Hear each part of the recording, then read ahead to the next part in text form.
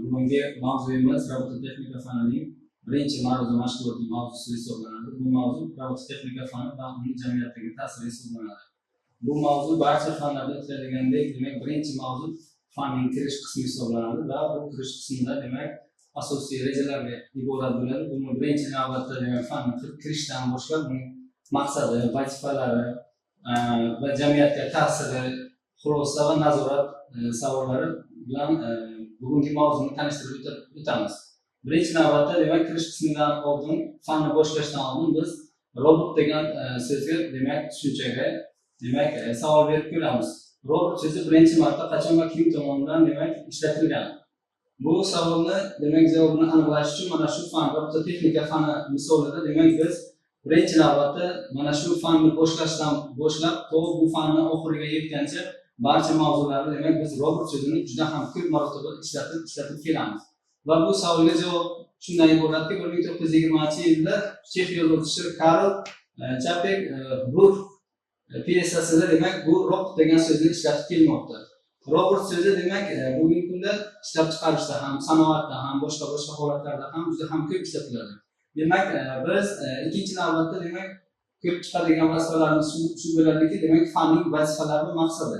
Birinchi navbatda fanni maqsadiga kelib to'xtaladigan bo'lsak, bir nechta qator vazifalar va maqsadlar keltirilgan. Ulardan birinchisi demak robototexnika haqida umumiy ma'lumotlarni berish. Ikkinchisi to'xtalib o'tadigan bo'lsak, jamiyat, ijtimoiy, iqtisodiy taraqqiyotdan rolini o'rganish. Uchinchi maqsadi shundan iboratki, demak amaliyotga tatbiq etish ko'nikmasini hosil qilish. Va bundan tashqari juda ham ko'p maqsadlar bor. Biz bu mavzuda qisqacha qilib mana shu 3 ta maqsadni demak inobatga oldik. Bundan tashqari demak fanimizning oldiga qo'ygan vazifalari bor. Bulardan birinchisi kompleks avtomatlashtirishning rivojlantirish muammolarini o'rganish. Demak, bunda ham anchagina avtomatlashtirish degan ma'noda yangi tushuncha, kompleks degan tushunchalar bor. Ularga ham alohida to'xtalib o'tamiz. Birinchi navbatda demak avtomatlashtirishni o'rganishda demak biz asosiy tushunchalar va atamalarni o'rganib olishimiz kerak bo'ladi. Hozir to'xtalib o'tadiganimizdek, demak avtomatlashtirish so'zi ham robototexnikani demak asosiy negizi hisoblanadi va bunda birinchi navbatda robototexnika tizimlar tuzilishi tahlil qilinadi. Bu ham demak robototexnika fanini mana shu mavzuni demak asosiy vazifalaridan biriga misol qilib keltirib bilamiz. Demak bundan tashqari vazifalar juda ham ko'p. Biz asosiy mana shu 3 ta vazifani demak shu fanni o'rganishda asosiy omil hisoblab oldik. Bundan tashqari demak biz mana shu hozir to'xtalib o'tganimizdek robot nima degan so'zga demak ta'rif berib, uni demak tuzilishi qanday, uni demak insoniyatda, sanoatda qanday qilib farqlanishi mana shu haqida to'xtalib o'tamiz. Demak bir qator funksiyalar keltirilgan. Bu funksiyalardan demak birinchisi fikrlash. Fikrlash demak bilamizki, odam markaziy nerv sistemasidan fikrlaydi. Lekin robotda bu tushuncha demak quyidagicha olib boriladi. Bunlardan biri boshqaruv sistemasi hisoblanadi. Bu agar robotda boshqaruv sistemasi bo'lmasa, biz bilamizki, demak bizga hech qanaqa yordami tegmaydi. Oddiy insoniyatda ham xuddi shunday markaziy nerv sistemasi agar ishdan chiqadigan bo'lsa, demak biz bilamizki, insoniyat hech qanaqa demak amalni bajara olmaydi. Ikkinchidan muhit bilan aloqa, ya'ni bu nima degani? Bu degani insoniyatda demak sezish organlari bor. Sezish organlarini biz bilamizki, juda ham ko'p.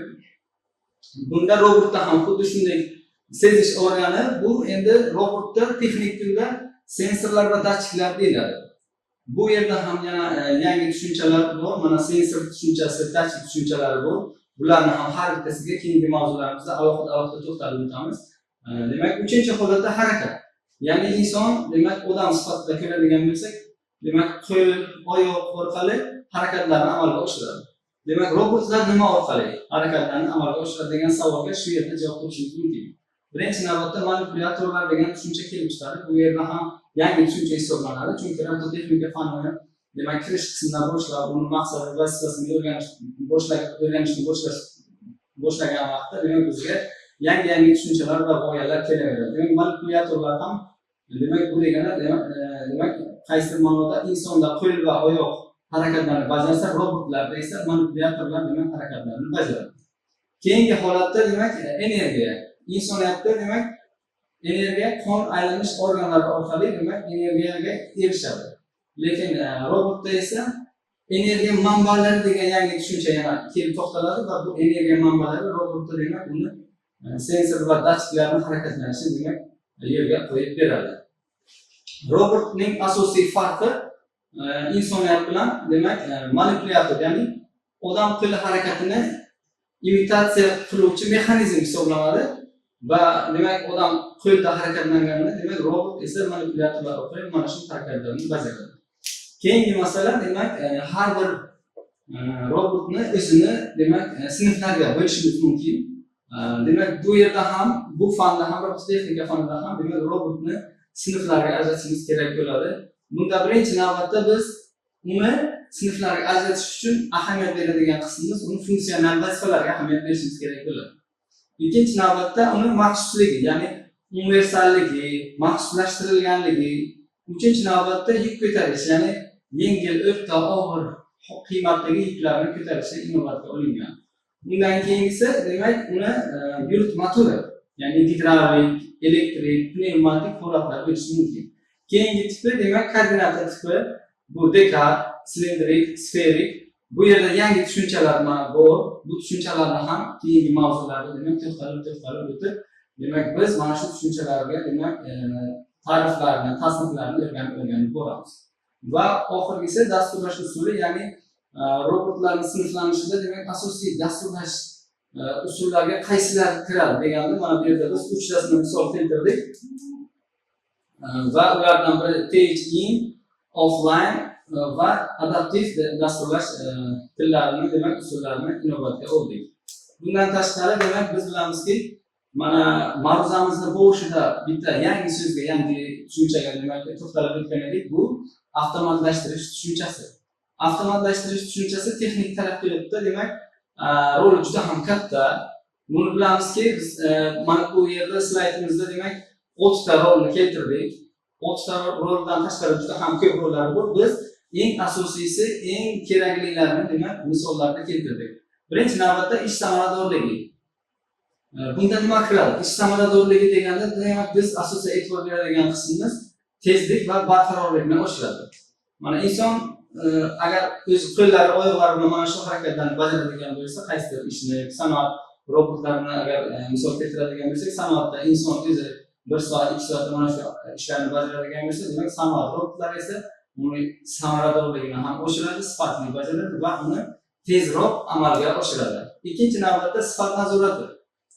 Ya'ni inson qo'lda demak qaysidir amalni bajardimi, demak hattoki mana oddiy qaysidir uy anjomlari bilan taxlaydigan bo'lsa, tayyorlaydigan bo'lsa, mana shu yerda uni qanchalik bardoshliligini, sifatliligini demak inson qo'lda bajardiki, demak uni xatoliklari juda ham ko'payib ketadi.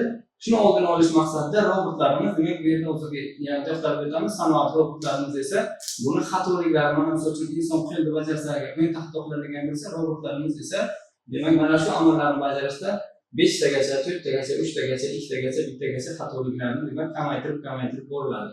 Uchinchisi demak eng asosiy ahamiyat beradigan qismi shu bo'ladi.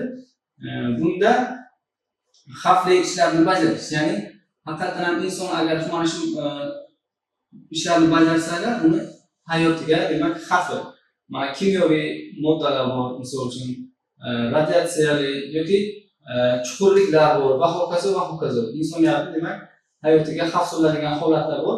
Mana shu holatlarda demak biz sanoat robotlaridan foydalanadigan bo'lsak, ular bizga mana shu xavfli ishlarda qaysidir ma'noda agar yonib ketadigan bo'lsa yoki ishsiz, sifatsiz holatda keladigan bo'lsa ham demak bu inson omiliga demak ta'siri yo'q va bu robotligi uchun yana qayta robotni ishlab, yana yoki boshqa robot bilan ham mana shu amallarni bajarish mumkin bo'ladi. Undan keyingisi demak robotlar bilan innovatsiyalar, ya'ni yangi, bu ham yangi tushuncha hisoblanadi. Demak innovatsiyalar deganda demak ya'ni hozir bugungi kunda demak barchamizga ma'lumki aniq bir tushunchalar borki, sun'iy intellekt tushunchalar bor. Mana shu sun'iy intellektda ham demak yangi g'oyalar, yangi harakatlar, yangi demak amallarni o'rganish mumkin. Sensor texnologiyalar yordamida demak biz mana shu texnik asoslari fanida demak chuqurroq demak keyingi 5-4 mavzularimizda mana keltirilgan demak harakatlar, sensorlar orqali harakatlar Bu yerda ham aqlli uy yoki aqlli chorraha degan tushunchalarni ham o'rganib chiqamiz. Mana shu yerda demak sensorlar degan tushunchada demak aqlli uyda ham haqiqatan ham yomg'ir yog'ganda tashqaridagi narsalarni yig'ishtirish yoki soat bilan minut bilan boshqaradigan demak mexanizmlar bor. Bularni ham keyingi darslarda o'rganib boramiz. Bundan keyingisi demak resursni tejash. Bu yerda ham global muammo turibdi. Ya'ni inson agar o'zini qo'li bilan qaysidir misol uchun buyumni tozalaydigan bo'lsa, yuvadigan bo'lsa, unda 2 litr 3 litr suv ketadigan bo'lsa, robot orqali bajarilsa, mana bu narsada demak tejash amalga oshiriladi. Ya'ni juda ham katta sarf qilinmaydi, tejash imkoniyatlari ham bo'ladi. Bunda birinchi navbatda biz misol keltirdik suv, lekin energiya manbalari ham bor. Energiya manbalarini ham misol keltiradigan bo'lsak, birinchi navbatda tok resurslari, bularni ham robotlar orqali bajarsak agar, inson o'zi 1 soatda amalga bajarsa qancha tok sarflaydi, robot 20 minutda mana shu amallarni bajarsa, demak kamroq tok sarflaydi. Mana shu nuqtai nazardan demak ahamiyat berilgan. Undan keyingisi masofaviy nazorat. Ya'ni biz robotlar orqali bajarilishi kerak bo'lgan amallarni to'g'ri yoki xatoligini yoki vaqtida bajarilyaptimi yoki kechikyaptimi, mana bu narsalarni real monitoringni olib borishimiz mumkin bo'ladi. Va biz agar uni qaysi kamchiligini kuzatadigan bo'lsak, real vaqtda to'g'ri agar bajarayotgan bo'lsa, unda hech qanaqa muammo yo'q. Agar xatoliklarga yo'l qo'yayotgan bo'lsa, biz real rejimda uni boshqaruvni qaytadan berish imkoniyatlarimiz bor. Va bundan keyingi slaydimizda demak ma'lumot sifatida keltirilgan robotlarning demak jamiyatga ta'siri. Demak bilamizki, har bir yangilikni yoki har bir qiladigan ishimizni ijobiy va salbiy tomonlari bor. Bundan kelib chiqib shuni aytib bilamizki, demak robototexnikani ham jamiyatga ta'sirini salbiy ta'siri bor, ijobiy ta'sirlari bor. Biz eng maslahat qilgan holda, ustozlarimizdan so'ragan holda va o'zimizni hayotiy tajribamizdan kelib chiqqan holda mana shu yerda slaydimizda ijobiy ta'sirlarni ham, salbiy ta'sirlarni ham keltirdik. Bu yerda demak eng ko'p ko'zda tutiladigan, eng ko'p uchratadigan ta'sirlarni keltirdik. Lekin biz bilamizki, ijobiy ta'sirlar ham juda ko'p, salbiy ta'sirlar ham juda ko'p. Bu yerda aynan umumlashtirilgan holatda 4 ta demak salbiy va ijobiy ta'sirlarni keltirdik. Birinchi navbatda samaradorlikni 40-60% ga oshiradi. Bu nima degani? Bu degani demak hozir ikkinchi slaydimizda to'xtalib o'tganimizdek, demak robototexnika demak fani bizga demak nima qiladi? Tezkorlik bilan amallarni bajarishni olib keladi va uni samaradorligi demak 40-60% ga oshirilgandan keyin bizda energiya sarfini ham tejash va hokazo juda ham ko'p imkoniyatlarni keltirib chiqadi. Bundan tashqari samaradorlikni 60-40% ga oshirgandan keyin biz salbiy ta'siriga ahamiyat beradigan bo'lsak, ayrim korxonalarda demak hozir inson omili bajarib turgan 5 ta 6 ta inson omili bajarib turadigan ish hajmini robotlar orqali biz 40% dan 60% gacha tezroq bajaradigan bo'lsa agar, demak mana shu yerda biz bilamizki, uning salbiy tomoni ba'zi ish joylarida demak qisqarishlarini olib keladi. Ya'ni 5 ta inson bajargan amallarni demak robotlarimiz 1 ta 2 ta robot bilan cheklanib, biz demak ham iqtisodiy natijadorlikka erishishimiz mumkin bo'ladi. Keyingi masala xavfli ishlardan himoya qilish. Ya'ni o'sha haqiqatan ham sanoat korxonalarida demak gaz isi bor. Inson agar o'zi borib mana shu amallarni bajarsa, gaz isi orqali zaharlanishi mumkin. Robotlar orqali esa demak nima bo'ladi? Robotga hech qanaqa ta'siri bo'lmaydi. Mana shu narsa inobatga olingan. Salbiy ta'siri esa demak katta investitsiya talab qiladi. Ya'ni bu nima degani? Agar biz robotlar orqali mana shu amallarni bajaradigan bo'lsak, bizga juda ham ko'p robotlar kerak bo'ladi. Mana shu uchun biz nima qilamiz? Inson omilini qo'shmasdan demak robotlar orqali bajarishimiz uchun katta mablag'lar sarf qilishga to'g'ri keladi. Mana shu nuqtai nazardan katta investitsiyalar talab etiladi degan tushuncha keltirilgan. Bundan keyingisi demak tibbiyotda jarrohlik. Ya'ni bu nima degani? Bunda bugungi kunda bilamizki, dunyoda tibbiyot juda ham rivojlangan va buni qaysidir kichkina operatsiyalarni, ya'ni jarrohliklarni demak hozir уже robotlarga, demak bugundan boshlab robotlarga ishonish boshlandi. Chunki kichkina amallarni to'g'ri va aniq bajargandan keyin, demak yuqori darajadagi operatsiyalar, jarrohliklarni ham robotlar orqali demak bajartirishga demak olib keldi. Lekin buni salbiy ta'siri ham bor. Agar robotimiz tizimli, dasturli, to'g'ri ishlasa agar yaxshi, lekin qaysidir ma'noda bu baribir ham robot hisoblanadi. Buni ham aytib o'tish kerakki, buni salbiy tomoni shunday bo'ladiki, axborot xavfsizligi xavfi bor. Ya'ni u haqiqatan ham shu amalni bajarishi kerak bo'lgan joyda, demak boshqa amalni bajarib bo'lishi mumkin. Chunki texnika hisoblanadi. Mana shu uchun uni ham salbiy tomoni bor. Mana shu narsani aytib o'tish kerak bo'ladi. Keyingi masala yangi kasb va mutaxassisliklar. Ya'ni bu nima degani? Sun'iy intellekt orqali bajariladigan amallarni, demak bu qaysi nomda mutaxassislik kasblarni ham yaratadi. Ya'ni keng rivojlanib ketadi. Buni salbiy ta'siri texnologik tengsizlik. Ya'ni ikkita kasbni biri inson o'g'li bajarsa, biri robot bajarsa, uni demak salbiy ta'siri shunday bo'ladiki, texnologik tengsizlik shu nuqtai nazarda amalga oshiriladi. Bundan keyingisi demak STEM sohada rivojlanish. Ya'ni hozir 3-4 bandlarda to'xtalib o'tdik. Agar robot to'g'ri dasturlansa, bu to'g'ri amalga oshiriladi. Agar lekin uni xato dasturlansa agar, demak bu noto'g'ri katta muammolarni keltirib chiqaradi. Shu uchun noto'g'ri dasturlash xavfi bu salbiy ta'sir hisoblanadi. Mana shu uchun biz mana shu yerda jamiyatga ta'sirini birma-bir sanab o'tdik. Keyingi masala shundan iborat bo'ladiki, demak keyingi slaydimizda mana bu qisqagina ma'ruza matnimizdan 7 dona nazorat savollari tug'ilishi tabiiy hol. Shu nuqtai nazardan biz mana shu tasodifiy keladigan savollarni bir ro'yxatni tuzdik va bulardan birinchisi robototexnik asoslari fanning asosiy maqsadi nima? Demak, biz mana shu mavzuda asosiy o'rganadigan narsamiz bu fanning asosiy maqsadi.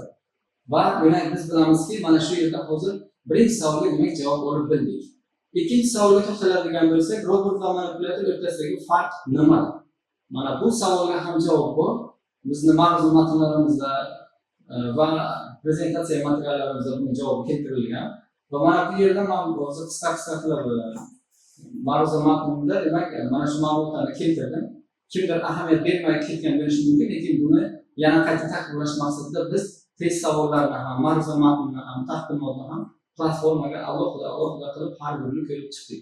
Mana bu yerda ham ikkinchi savolga demak biz javobimizni topib bilamiz. Undan keyin avtomatlashtirishning texnik taraqqiyotdagi birinchi roli qaysi? Va undan keyingisi robototexnikaning jamiyatdagi ijobiy ta'siri qanday namoyon bo'ladi? Biz ijobiy ta'sirlarni hozir sanab chiqdik. Haqiqatan ham 5 ta 6 ta ta'siri bor. Bundan tashqari juda ham ko'p ta'sir bor. Biz endi sanoatda kundalik doimiy ishlatib yuradigan demak ta'sirlarni sanab chiqdik. Bundan tashqari biz bilamizki, sanoat robotlari qanday mezonlar bo'yicha demak sinflanadi. Ya'ni bu yangi mavzuda ham keltirilgan ma'lumot bu va bu hozirgi mavzuda ham sanoat robotlari degan so'zni juda ham ko'p ishlatganimiz uchun bu savolni ham o'zimizcha demak ishlab chiqdikki, mana shu savolga ham demak javob topishimiz kerak bo'ladi. Oltinchisi demak masofaviy nazorat tizimi. Masofaviy nazorat tizimida demak qanday amallar bajarish mumkin? Hozir to'xtalib o'tganimizdek, demak uning eng asosiy maqsadi shu boshqaruv tizimini qayta sozlash hisoblanadi. Agar robot xatolikka yo'l qo'yib boryapti, demak buni demak to'g'ri sozlashimiz kerak bo'ladi. Bundan tashqari demak oxirgi to'xtalib o'tadigan savolimiz shu bo'ladi. Murakkab avtomatlashtirish deganda nimani tushunasiz? Bunga ham to'xtalib o'tdik, faqat biz qisqa to'xtalib o'tdik. Bu tushunarli bo'lmagan bo'lishi mumkin, lekin bu savolga ham javob mana shu hozir qilgan ma'ruzamizning birinchi, ikkinchi slaydlarida demak turibdi, tayyor holatda turibdi. Xulosa qilib aytadigan bo'lsak, bizni robototexnika fanining birinchi mavzusi demak biz bilamiz robototexnika fanini demak o'rganish, robot so'zini aniqlash, fanning maqsadi, vazifalari va hokazo ularni o'rganish edi. Xulosa qilib aytadigan bo'lsak, biz demak birinchi mavzumizda demak robototexnika bu nima degani? Bu qanchalik o'zini demak o'rni bor hozirgi kunda. Mana bu yerda keltirilgan slaydimizda zamonaviy texnologik taraqqiyotning ajralmas qismi hisoblanadi. Ikkinchisi avtomatlashtirish ish samaradorligi, sifat va xavfsizlikni oshirishi. Bundan tashqari demak biz sanab o'tganimizdek jamiyatdagi ijobiy va salbiy ta'sirlar, bundan tashqari demak uni dasturlashtirish, ya'ni STEM sohasini rivojlantirish, yangi kasblarni vujudga keltirish haqida to'xtalib o'tdik. Bugungi mavzumiz shulardan iborat edi.